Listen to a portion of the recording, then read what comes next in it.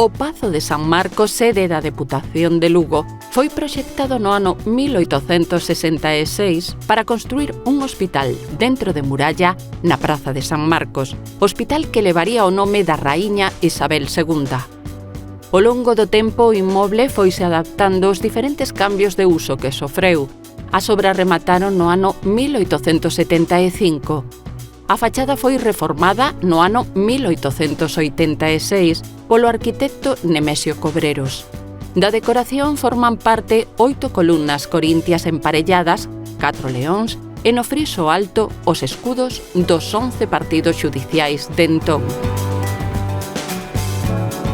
Logo de ser hospital, o Pazo de San Marcos albergou o chamado Instituto Xeral e Técnico de Segunda Ensinanza, a Escola de Maxisterio Primario e mesmo a antiga Biblioteca Provincial.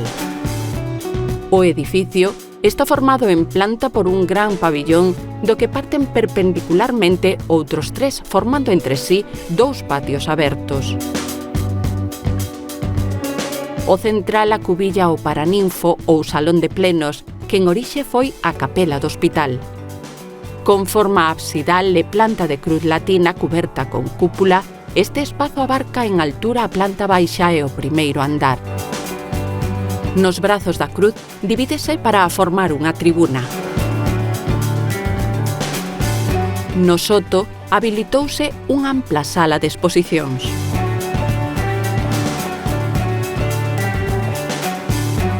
Do vestíbulo do Pazo parte unha monumental escaleira. No descanso, dentro da arcada central, o escudo de Lugo, en riba da porta do Salón de Actos.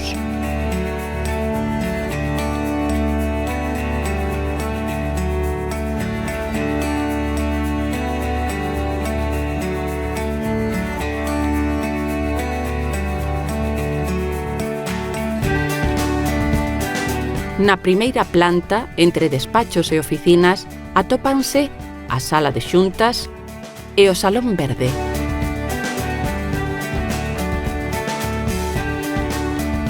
Nas vitrinas da sala de xuntas o libro de ouro da provincia do ano 1958 e a indumentaria de gala dos maceiros que acompañan a corporación en actos solemnes.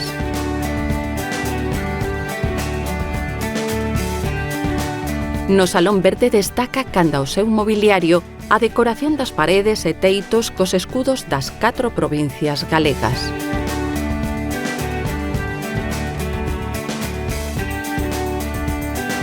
O Pazo de San Marcos é un edificio senlleiro no camiño primitivo.